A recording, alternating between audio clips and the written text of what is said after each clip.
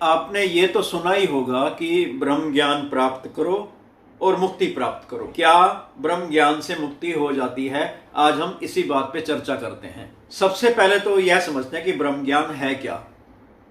अगर हम यह समझते हैं कि ब्रह्म ज्ञान एक विषय है, जैसे आत्मा क्या होती है, परमात्मा क्या होता है, जीव क्या होता है, जीवात्मा, ये थ्योरेटिकली हम अगर इसको समझना चाहते हैं और इस समझ के इसी आधार पे हम मुक्ति की उम्मीद कर रहे हैं तो मुक्ति नहीं है। उसका कारण यह है कि मुक्ति के लिए मैं का मिटना जरूरी है, अहंकार का मिटना जरूरी है। अहंकार किस लिए? क्योंकि कर्तापन जाएगा, कर्तापन जाएगा तो तभी कर्म फल से छुटकारा मिलेगा। तो जब तक मैं हूं, मैं करता हूं, मेरे कर्म है, फिर मेरे कर्मों का फल भी है। इसी तरह ब्रह्म ज्ञान एक बाहरी ज्ञान भी नहीं है। जैसे एक मैं हूं, एक बाहर का कोई परमात्मा, चाहे विशाल रूप में इस खाली को कह लो, चाहे ब्रह्मांड को कह लो, प्रकृति को कह लो, मतलब एक मैं, एक परमात्मा। अगर ऐसे बाहर का भी कोई ज्ञान है, बाहर का कोई बोध है कि ये परमात्मा, तो भी मुक्ति नहीं है। क्यों? क्योंकि परमात्मा के अलावा कुछ है ही नहीं। मैं बना रह गया तो फिर बात वहीं आ गई, एक मैं, एक परमात्मा, फिर भी मुक्ति नहीं है। इसी तरह ब्रह्म ज्ञान वर्तमान की बात है, यही अभी अभी। एक्चुअली परमात्मा तो सब जगह है, उसका एहसास ही ब्रह्म ज्ञान है। इसी तरह ब्रह्म ज्ञान कोई कल्पना भी नहीं है। आपने पढ़ लिया, समझ लिया, प्रश्न उत्तर कर लिए, फिर उसी हिसाब से एनालाइज करके एक मन में एक न छवि बना ली कि अच्छा ये होता है परमात्मा। वो परमात्मा की कल्पना ही है, फिर वो भी ब्रह्म ज्ञान नहीं है। ये भी समझ लेते हैं कि ब्रह्म ज्ञान एक्चुअली है क्या। देखो, ब्रह्म ज्ञान परमात्मा का साक्षात सच्चा एहसास है। इसकी प्रेजेंस को महसूस करना ही ब्रह्म ज्ञान है। इसमें कोई थ्योरी का काम नहीं है, ये टोटली प्रैक्टिकल अनुभूति है। हम कहते हैं ना, वो ये रहा, ओ भाई मेरा तो ध्यान ही नहीं था, ये रहा। ऐसा जब एहसास हो जाएगा, अरे ये रहा, मैं तो होश में ही नहीं था। सच में खुद ही कहता है इंसान, खुद ही कहता है इंसान, अरे मेरे को पता ही नहीं था, इतना नजदीक। तो ब्रह्म ज्ञान टोटली प्रैक्टिकल एहसास है, होश में आना है, ध्यान देना है, इस तरह का एहसास है ब्रह्म ज्ञान। थ्योरी का कोई काम नहीं है, किताबों का, श्लोकों का, ऐसी बातों का कोई काम नहीं। सीधी सी बात है, कोई आदमी आपको ये जबरदस्ती एहसास नहीं करवा सकता। आपको अपने अहंकार पे, अपने मैं पे ध्यान देना होगा कि मैं एक्चुअली हूं क्या। जैसे ये ध्यान देना शुरू करते हैं, पता लगता है मैं तो हूं ही नहीं, खाली एक कल्पना हूं, खाली विचार हूं, खाली मैं भाव हूं, बस। ऐसा ब्रह्म ज्ञान है तो मुक्ति है। इसके सबूत ऐसा नहीं है कि मैं ये बातें ऐसे ही कह रहा हूं। बाकायदा जब आप प्रैक्टिकल एहसास करोगे ना, तब आपको पता लगोगे जब मैं हूं ही नहीं तो फिर मुक्ति तो हो ही गई। और ये मरने के बाद का विषय भी नहीं है कि एक पहले मरेंगे फिर बाद में मुक्ति होगी। इसमें मरना ही खत्म हो जाता है, क्योंकि आप हो ही नहीं। अरे ये तो है ही यही, कौन है जो मरेगा। आगे चलने से पहले थोड़ा ये कहना चाहूंगा, जब परमात्मा ने जैसे मान लो मेरी ही रचना की, इंसान की रचना की, तो खाली ऐसा नहीं है कि मैं भाव बना दिया, शरीर बना दिया, ऐसा नहीं है। मैं बन गया, अब मैं अपनी मर्जी से हंसूंगा, अपनी मर्जी से रोऊंगा। ये एहसास भी रचना में आते हैं। रोने का एहसास, हंसने का एहसास, उदास होना, गुस्सा होना, ये भी तो रचना में है। जब कुछ था ही नहीं तो गुस्सा भी नहीं था, खुशी भी नहीं थी, डांस भी नहीं था, प्रेम भी नहीं था, कुछ भी नहीं था, कुछ था ही नहीं। तो ये परमात्मा की उपज है ना कि एक इंसान बनाऊंगा, वो सोच भी सकता है, वो डिसीजन भी ले सकता है। ये पहले परमात्मा की कल्पना, परमात्मा ने सोचा फिर रचना की। तो कोई ऐसा नहीं है कि बाय डिफॉल्ट मैं बन गया, अब वो सोच भी सकता है, बोल भी सकता है, उदास भी हो सकता है, हंस भी हो सकता है। ये भी रचना में आती है। तभी तो हर जीव हंसता नहीं है, कुत्ता नहीं हंसता, शेर नहीं हंसता। आत्मा, अगर कोई मैं सचमुच में कुछ होता है, स्वतंत्र आइडेंटिटी होती है, हंस तो वो सकती है। परमात्मा ने मैं बना दिया, वो हंसेगा अपने आप रोएगा। ये चीजें भी रचना में आती हैं। यानी बाय डिफॉल्ट ऐसा नहीं है कि मैं बन गया तो वो सोचना भी बन गया उसका, ये सब कुछ अपने आप हो गया।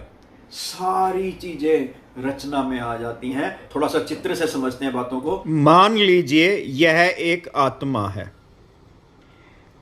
एक चेतन सत्ता है जिसको मैं आत्मा कह रहा हूं। इसका कोई आकार नहीं है, ऐसा नहीं है कि एक सीमित सा कोई दायरा है जिसको मैं आत्मा कह रहा हूं। असल में पूरे ब्रह्मांड में एक ही आत्मा है। यहाँ पे सिर्फ समझाने के लिए एक चेतन सत्ता है, मान लो यहाँ पे, क्योंकि कण कण में स्वयं प्रभु व्याप्त है निराकार स्वरूप में, इसीलिए तो इसको निराकार कहा जाता है, क्योंकि इसका कोई आकार ही नहीं है।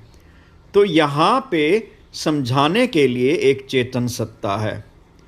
अब यहाँ से बहुत सारी चीज़ें रचित हो रही हैं, रचना हो रही है, प्रकट हो रही है। यानी रचनहार भी यही है, चेतन सत्ता भी यहीं पे है, और यहीं पे ये रचना करेगा, खुद रचना बन के। उदाहरण के तौर पे यहीं पे ये शरीर रूप में प्रकट हो गया, खुद शरीर बन गया, यहीं पे खुद शरीर बन गया इंसान के रूप में। मैं अभी वैसे ही दिखा रहा हूं इसको। ये शरीर बन गया, यानी स्थूल शरीर की रचना हो गई। ध्यान देना, ये मत समझ लेना कि ये आवरण है और इसके अंदर चेतन सत्ता है। नहीं, ये आवरण भी चेतन सत्ता ही है। ये तो समझाने के लिए, मतलब ये पूरा का पूरा शरीर स्वयं चेतन सत्ता ही है। इसको क्रियान्वित भी कर रहा है और बदल भी रहा है इसको। तो ये तो हुई स्थूल शरीर की रचना, यानी चेतन सत्ता खुद स्थूल शरीर में प्रकट हो गई। अब यहीं से एक मैं भाव बनेगा। ये मैं बाहर दिखा रहा हूं, लेकिन भूल कर भी इसको बाहर मत समझ लेना। ऐसा मत समझ लेना कि ये मैं भाव कोई स्वतंत्र रूप से कोई भौतिक पदार्थ के रूप में या ऐसे निराकार रूप में भी इससे बाहर कोई चीज़ है। जिस तरह से मन है, जिस तरह से विचार हैं, इसी तरह से इस आत्मा की चेतन सत्ता से एक भाव प्रकट होता है जिसको मैं भाव कहते हैं। मुख्यतः यही जीव है। इसको हम सूक्ष्म शरीर भी कह सकते हैं। इसको हम सूक्ष्म शरीर भी कह सकते हैं। शरीर का मतलब जो भी चीज चेतन सत्ता प्रकट है वही शरीर है, वही जड़ है। तो ये स्थूल शरीर की रचना हो गई, सूक्ष्म शरीर की रचना हो गई। ये दो तो हमें वैसे भी समझ में आ जाती हैं। अब यहीं से विचार, यहीं से मन,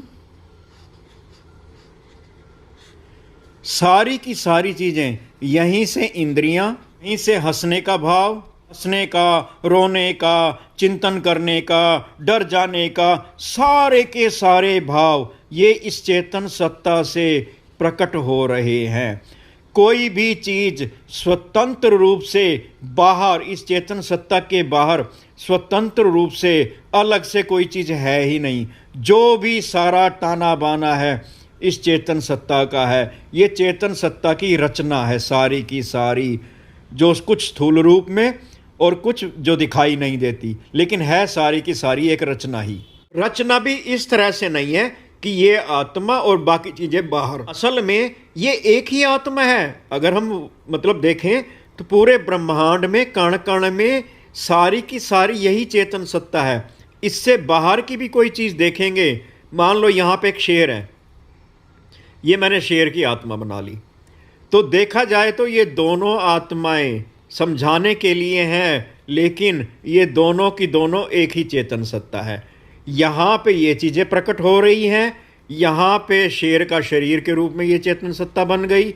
यहाँ पे शेर के भाव, शेर का मैं भाव, शेर का हिंसक होना, शेर का मांस खाने की इच्छा होना, ये यहाँ से प्रकट हो रही हैं। कोई भी चीज़ इस मैं की अपनी नहीं है, ये खुद अपना नहीं है, ये खुद अपने आप में नहीं है। ये हर पल न, जिस तरह से विचार आए मिट गए, आए मिट गए। विचार ऐसी चीज़ नहीं होती जो भौतिक रूप से कुछ होती है। इसी तरह से ये मैं खुद विचारों की तरह ही है, हर पल उत्पन्न हो रहा है, मिट रहा है, उत्पन्न हो रहा है, मिट रहा है। स्वतंत्र अस्तित्व इसका है ही नहीं। यही ज्ञान है, यही ब्रह्म ज्ञान है। हालांकि ये मैं है, लेकिन इससे प्रकट हो रहा है, और यही मैं इन सारी चीज़ों को इस्तेमाल करके कर्म करता है। कोई भी चीज़ इस मैं की अपनी नहीं है। ऐसा नहीं है कि परमात्मा ने इस मैं को बना दिया अब ये अपनी मर्जी से सोच लेगा, अपनी मर्जी से देख लेगा, अपनी मर्जी से हंस लेगा, अपनी मर्जी से चल लेगा, दिल इसका अपनी मर्जी से धड़क रहा है। कोई भी चीज़ इसकी अपनी मर्जी से है ही नहीं, कोई इसके अपने हाथ में है ही नहीं। जो कुछ भी ये है इस चेतन सत्ता के द्वारा है। तभी तो कहते हैं तन मन धन प्रभु सब तेरा। इस देने का मतलब ये भी नहीं है कि इस आत्मा ने ये बाहर कोई मैं है इसको चल इसके अंदर डाल दी। यहीं से सब उत्पन्न हो रहा है। कहने का मतलब आत्मा ही है, आत्मा ही चेतन सत्ता, आत्मा ही शरीर रूप में प्रकट है, आत्मा से मैं प्रकट हो रहा है। सब कुछ इस चेतन सत्ता से प्रकट हो रहा है। इसी तरह अगर ये शेर देखा, अगर हम सूर्य को भी देखते हैं, यहाँ पे भी चेतन सत्ता खुद सूर्य बनी हुई है, खुद रोशनी निकाल रही है, खुद सब कुछ कर रही है। में देखा जाए तो ये मैं ही है मेन। इसके द्वारा ये जो चीज़ें प्रकट हो रही हैं, जैसी प्रकट हो रही हैं वैसा ही इसके लिए संसार हो जाता है। उदाहरण के तौर पे कोई चीज़ देख रहा है बाहर की, अब देखना भी तो इस आत्मा के कारण है। ऐसा नहीं है कि शरीर एक ढांचा सा बना हुआ है, उसमें आँख बनी हुई है, आँख की मदद से ये देखता है। देखना एक एहसास है। आँख तो मिट्टी है, उससे क्या देखेगा, और वो मिट्टी भी तो चेतन सत्ता ही है। तो देखने की जो क्रिया हो रही है, हमें बाहर से दिखता है कि आँख से देख रहा है, एक बाहर चीज़ है। ना तो आँख जड़ है, वो भी चेतन सत्ता है, ना जो बाहर है वो भी चेतन सत्ता है। कहने का मतलब सारा का सारा संसार की उत्पत्ति यहीं से हो रही है। जैसी इंद्रियां, जैसा मन, जैसा सब कुछ, वैसा ही इस मैं के लिए संसार है। और अगर बाहर कुछ है भी सही, जिसको हम कहते हैं कि होना है, वो असल में इस आत्मा की चेतन सत्ता से इस मैं को जैसा महसूस होगा वही बाहर का होना है। उदाहरण के तौर पे बाहर कोई जड़ चीज़ है तो इस मैं को ये जड़ दिखाई दे रही है। असल में है क्या, देखना भी तो इस चेतन सत्ता के कारण है। देखना ऐसा नहीं है कि परमात्मा ने सृष्टि बना दी अब हम उसको देख रहे हैं। जब सृष्टि बनाई थी तो देखना भी उसने सोचा था, पहले तो देखना भी नहीं था। परमात्मा ने जब इंसान को बनाया होगा तो ऐसा नहीं है कि खाली मैं बना दिया बस, अब वो देखने लग जाएगा, अब सुनने लग जाएगा, बोलने लग जाएगा। साथ की साथ परमात्मा ने ये भी रचना की, ये भी कल्पना की, भाई एक इंसान बना रहा हूँ, वो देखने जैसा भी कुछ कर सकता है, वो सोच भी सकता है। तो सोचने की क्रिया भी ये इसने परमात्मा की रचना है। हंसने की क्रिया, मतलब हंसना क्या होता है, परमात्मा ने ही तो सोचा होगा एक जीव बनाऊंगा वो कुछ हंसेगा।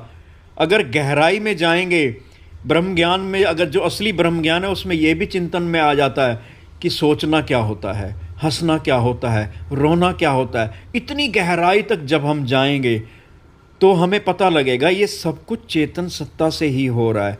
मैं तो कुछ हूँ ही नहीं, यही तो ब्रह्म ज्ञान है कि मैं कुछ नहीं हूँ। थ्योरेटिकली कह देने से ब्रह्म ज्ञान नहीं होगा कि मैं ऐसे कोई कह दे मैं कुछ नहीं हूँ, सब परमात्मा का है, तो क्या उसकी मुक्ति हो जाएगी? नहीं होगी। इस मैं को आत्मा से उत्पन्न होने का तभी समझ सकता है जब इंसान का अहंकार दूर होगा। अहंकार है तो वो अपने आप को मैं के रूप में कुछ ना कुछ समझे हुए है। एक चीज़ और बताना चाहता हूँ कि ये चीज़ें थ्योरेटिकल समझना अलग चीज़ है। जब हम यथार्थ में ये मैं अपने आप को महसूस करता है इस आत्मा से उत्पन्न होता हुआ, जब ये महसूस करता है इस चेतन सत्ता को, बिल्कुल प्रैक्टिकली महसूस करता है, तब कह सकते हो मुक्ति है। अब ये खाली काल्पनिक बातें भी नहीं है। आपने देखा होगा कोई इंसान बोल नहीं सकता, गूंगा है, तो यहाँ से आवाज़ उत्पन्न ही नहीं हो रही। ये जो कहते हैं ना मैं बोल रहा हूँ, वो असल में मेरी आवाज़ होती नहीं, वो इस आत्मा की आवाज़। यही तो अहंकार है। हमें लगता है कि मैं चल रहा हूँ, मैं बोल रहा हूँ, मैं सुन रहा हूँ। सुनना एक एहसास है जो इस आत्मा के द्वारा ये मैं महसूस करता है। अब इसको लगेगा कि मैं सुन रहा हूँ, तो ये कभी कभी कोई गूंगा भी हो जाता है, कोई बहरा भी हो जाता है, कोई बेहोश भी हो जाता है। ये मैं, जब कोई इंसान बेहोश हो जाता है तो ये मैं गया। ये इस बात का सबूत है कि मैं हर पल मैं होने का एहसास, स्वयं के होने का एहसास हर पल उत्पन्न होता है। यही आत्मा अगर ये उत्पन्न करना बंद कर दे, कहते हम बंदा बेहोश हो गया। उस बेहोश इंसान को पता ही नहीं मैं कहाँ था। ये सबूत है इस चीज़ का। अगर स्वतंत्र रूप से मैं कुछ होता ही होता तो बेहोश होने जैसी कोई चीज़ होती ही नहीं। शरीर तो होता, शरीर में कुछ भी होता रहे, मैं तो है ना। स्वयं चेतन सत्ता तो है ना। अगर मैं खुद ही मैं होता, स्वतंत्र रूप से होता, तो फिर ये बेहोश होना, कोमा में चले जाना, ये कुछ होता ही नहीं। जैसे मृत्यु में हम समझते हैं कि आत्मा ऐसे कोई चीज़ बाहर निकल गई, यानी कोई स्वतंत्र सत्ता है। अब ये आत्मा स्वतंत्र सत्ता के रूप में अगर इसको समझते भी हैं, फिर तो परमात्मा इसका कुछ नहीं बिगाड़ सकता, क्योंकि परमात्मा भी इसको दुख दर्द देगा, उसके लिए तो शरीर चाहिए। शरीर तो मिट गया, जैसे मृत्यु हो जाती है, स्वतंत्र रूप से आत्मा अगर ऐसे कुछ निकल जाती है, या कोई मैं भाव है, या कोई सूक्ष्म शरीर है, कुछ भी ऐसा है जो स्वतंत्र रूप से शरीर से निकल जाता है, अब इसका परमात्मा क्या बिगाड़ेगा? ना तो इसको अग्नि जला सकती, ना इसको शस्त्र काट सकता किसी। फिर तो ये मजे में ही हो गया, फिर तो परमात्मा से भी नहीं डरेगा। क्या बिगाड़ेगा मेरा परमात्मा? ना मुझे तलवार काट सकती, ना मुझे कुछ भी नहीं कर सकता। इसको दुख दर्द किस चीज़ से मिलेगा? शरीर तो है ही नहीं इसका। तो इससे भी ये साबित सा हो जाता है कि ऐसा शरीर से कुछ निकलता ही नहीं है। अब हम जरा मृत्यु को भी समझ लेते हैं। मृत्यु के समय क्या होता है? ये सारी चीज़ें उत्पन्न होना बंद कर देंगी। शरीर यहाँ पे जो शरीर रूप में प्रकट था, शरीर अभी बना रह गया, उसमें से बदबू उत्पन्न बननी शुरू हो गई, उसमें दिल धड़कना बंद हो गया, उसमें सांसें चलनी बंद हो गई, जो भी चीज़ें होनी थी, क्रियान्वित हो रही थी, वो ये इसने बंद किया। ये तो है अभी भी, ये तो कण कण में भी है, पत्थर में भी, जड़ रूप में भी तो यही बनी हुई है। इसी तरह जड़ शरीर में भी, ये जड़ शरीर भी यही बनी हुई है। फर्क इतना है, इसने उसका रूप बदल दिया, बदबू उत्पन्न होनी शुरू हो गई, ऐसे स्थिर लगता है, ऐसा लगता है जैसे कुछ निकल गया। उसके बाद ये मैं भाव अगर इसने मुक्त नहीं हुआ, ये मैं भाव उत्पन्न होता रहेगा। ये अब ये इसके मैं भाव को, ये जो चीज़ें उत्पन्न हो रही थी, ये परिवर्तित हो गई। मान लो यही मैं भाव है, अब मान लो इसी मैं भाव को शेर के रूप में इसने, परमात्मा ने इसको प्रकट करना है, तो शेर के रूप में यहाँ इसके आत्मा ने शेर का रूप प्रकट कर लिया, शेर के रूप में बन गई, यहाँ से चीज़ें उत्पन्न होनी उस तरह से हो गई। तो हम कहते हैं कि इस जीव का पुनर्जन्म हो गया, यानी ये दूसरे जन्म में चली गई, यानी दूसरा चोला बन गया। जो चोला तो बदल गया, चोले बदलने को हम सचमुच में चोले बदलने जैसा समझ लेते हैं। जैसे शर्ट कमीज बदलते हैं, वैसे इसका कमीज नहीं बदली, इसका रूपांतरण हो चुका है। यही मृत्यु है, यही पुनर्जन्म है।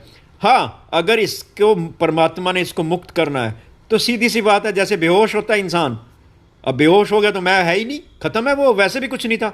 ऐसे ये मैं भाव उत्पन्न होना बंद हो गई, मुक्ति। अब वो वैसे भी पहले कुछ नहीं था, स्वतंत्र रूप से कोई था ही नहीं, वो कुछ था ही नहीं जो मुक्त होगा। अब वो उत्पन्न होना बंद हो गया, बस हो गई मुक्ति। यही ब्रह्म ज्ञान, जिसको ब्रह्म ज्ञान हो जाता है, वो जीते जी समझ जाता है कि मैं कुछ नहीं हूँ, जो भी हूँ प्रभु सब तेरी कृपा से ही हूँ, तेरे से ही उत्पन्न हो रहा है। मैं उत्पन्न होती हुई चीज़ में से एक चीज़ मैं खुद हूँ, बस। स्वतंत्र रूप से मैं कुछ हूँ ही नहीं। मेरा जिंदा होना भी इसी की कृपा से उत्पन्न होना ही है, बस। ऐसा नहीं है कि कोई चीज़ है और वो जिंदा है, प्रकट होना ही जिंदा होना है किसी का। संक्षेप में मैं यही कहना चाहूँगा कि देखो, जितना मर्जी आप किताबें पढ़ लो, जितना मर्जी प्रश्न उत्तर कर लो, जितना मर्जी समझने की कोशिश कर लो, और समझ में आ भी गया, कोई मुक्ति नहीं है। सीधी सी बात है, मन में अहंकार है कि मैं कुछ हूँ, मैं एक स्वतंत्र एंटिटी हूँ। जितना मर्जी कर लो, कोई मुक्ति नहीं है, क्योंकि सच तो यही है कि मैं इसकी पूर्णता एक रचना हूँ। मैं खुद भी एक रचित हो रहा हूँ, स्वतंत्र रूप से मैं कुछ हूँ ही नहीं। यही ब्रह्म ज्ञान है। और ये बात मैं नहीं कह रहा, सभी धर्म ग्रंथों में सभी संतों ने एक बात पे जोर दिया है कि अहंकार मिटे रब दी से, अहंकार मिटेगा रब दिखेगा। आप भी सोचते होंगे, यार ऐसा क्या हो जाता है, अहंकार जैसे हम हैं, मेरे में तो कोई अहंकार नहीं है, मैं ना किसी चीज का अहंकार किया, मुझे तो रब नहीं दिख रहा। अहंकार गहराइयों में, जड़ों में हो जाता है। सच कह रहा हूं, दुनिया ही बदल जाती है। अहंकार जैसे जैसे नजर आता है ना, पहली बात तो खुद का अहंकार नजर नहीं आता, नजर आना शुरू हो गया, समझ लो चमत्कार हो गया, प्रभु की कृपा हो गई अगर आपको अहंकार नजर आना शुरू हो गया। और किसी ने पूछा था कि अहंकार कैसे मिटेगा? अहंकार का दिख जाना ही अहंकार का मिटना शुरू हो जाता है। इतनी मैं बातें बता रहा हूं ना, एहसास बहुत अलग है, सच्ची कह रहा हूं। मतलब ये बातें अलग हैं, जब परमात्मा का सच्चा एहसास होता है ना, इस चेतन का एहसास, अरे ये रहा, ये होश में आना है एक्चुअली। होश में आने के बाद पता लगता है कि क्या हो रहा था। खुद कहता है इंसान, अरे यार मैं सच में नशे में था। पूरी जिंदगी नशे में गुजर जाती है, ये किताबों में पढ़ना, आत्मा क्या, परमात्मा क्या, क्या हो जाएगा। किसको दिखाओगे अपनी नॉलेज? परमात्मा को? नॉलेज से कुछ नहीं होने वाला। इसका एहसास और अहंकार के मिटने से सच में चीज अलग हो जाती है। ये एहसास बहुत अलग है। थ्योरेटिकली जितनी भी आप मेरी बातें सुन के भी थोड़ा थोड़ा एनालाइज कर रहे होंगे, थोड़ा समझने की कोशिश कर रहे होंगे, लेकिन सच्चाई यही है कि इसका प्रैक्टिकल एहसास बहुत अलग है।